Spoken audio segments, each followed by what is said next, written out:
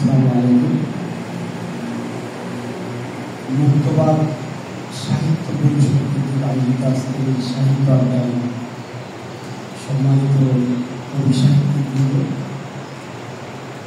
বিশেষ করে আজকের সংগঠনের আত্মপ্রকাশের উদ্যোক্তা সহ অন্যান্য উপস্থিতি সাংবাদিকবৃন্দ, সবাইকে সালাম। আসসালামু আলাইকুম। আসলে আমি সাহিত্য নিয়ে কবিও নই। সুমন ভাই হঠাৎ করে গতকাল দাওয়াত দিল, মূলত দাওয়াতে সারা দিয়ে আপনাদেরকে দেখার জন্য আগ্রহ করে আসে।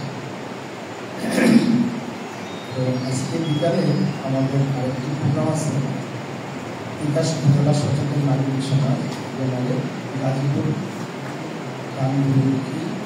হাই স্কুল চারতলা। আপনারা সবাই আমন্ত্রিত। মূলত এই প্রোগ্রামে বাস্তবায়নের জন্য একটু আমাদের যেতে হবে, তার কারণে একটু সবাইকে শুভেচ্ছা সালাম জানানো। আমি আপনাদের এই উদ্যোগকে অত্যন্ত আন্তরিকভাবে শ্রদ্ধার সাথে স্বাগত জানাই। খুব চমৎকার উদ্যোগ, খুবই ভালো লাগবে। আমি মনোযোগ দিয়ে আপনাদের এই কবিতার প্রতি শুনছিলাম। গান আমি গাইতে পারি না, কিন্তু গান শুনতে খুব ভালো লাগে। কবিতাও ব্যাপারটা আমি লিখতে পারি না, কিন্তু কবিতাকেও আবৃত্তি করে লিখতে পারি। আসলে কবিতা, গান, সাহিত্য এগুলো নিঃসন্দেহে অনেক ভালো জিনিস। মননশীলতা, মানুষের সুখ দুঃখের সাথে এই বিষয়গুলো আমরা কীভাবে জড়িত। অত্যন্ত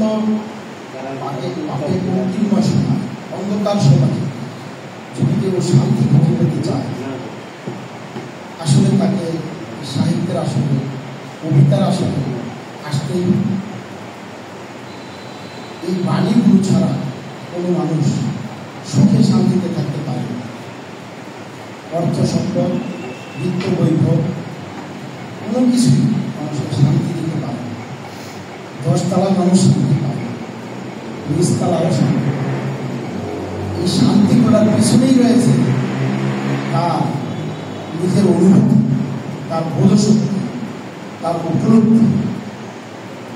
এগুলো কেবলমাত্র সাহিত্য, কবিতা, এই বিষয়গুলোই মানুষের সামনে অত্যন্ত চমৎকারভাবে, হৃদয়গ্রাহীভাবে তুলে ধরার মাধ্যমে আমরা এই বিষয়গুলো সমাজে যত বেশি ছড়িয়ে দিতে পারব, ততই এই জাতি উপকৃত হবে, মানুষ সভ্য হবে, অসভ্যতা দূর হবে।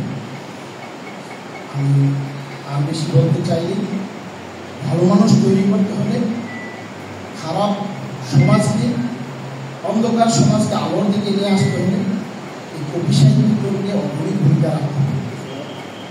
আমি মনে করি এই ছোট্ট পরিসরে এই কবিতা আবৃত্তি নয়, বরং আম জনতাকে সেটাকে দাওয়াত দিয়ে জানান দেওয়া দরকার যে এই বাণীগুলোর মাধ্যমে যাতে মানুষ উপকৃত হতে পারে, মানুষ শান্তি খুঁজে পায়।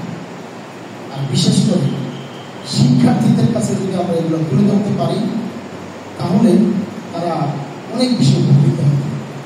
ওদের কাছে পরীক্ষায় ফার্স্ট সেকেন্ড থার্ড হলে অনেকে প্লেট দেয়।